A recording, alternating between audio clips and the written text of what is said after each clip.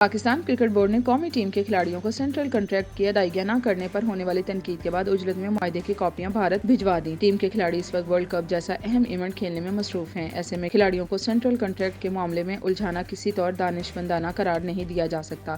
اطلاعات کے مطابق قومی کرکٹرز کو بھارت میں سینٹرل کنٹریکٹ موصول ہو گئے، مشاورت کے بعد دستخط کریں گے، جبکہ پی سی بی جلد بقایا جات ادا کر دے گا۔ سینٹرل کنٹریکٹ پر رواں برس کھلاڑیوں اور بورڈ میں سنگین اختلافات سامنے آئے۔ طویل عرصے مذاکرات کے بعد 3 ماہ کی تاخیر سے 27 ستمبر کو نئے معاہدوں کا اعلان ہوا۔ اس کا اطلاق 1 جولائی سے ہونا تھا۔ گزشتہ دنوں یہ اطلاعات سامنے آئیں کہ کرکٹرز کو کئی ماہ سے معاوضوں کی ادائیگیاں ہی نہیں ہوئیں۔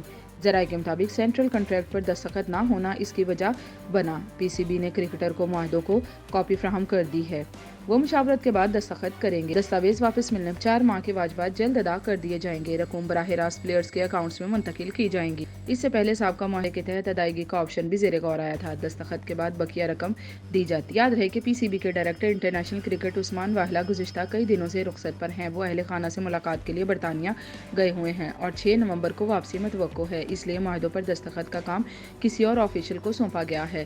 ڈی کیٹیگری میں شامل بعض کھلاڑیوں کے تحفظات برقرار ہیں۔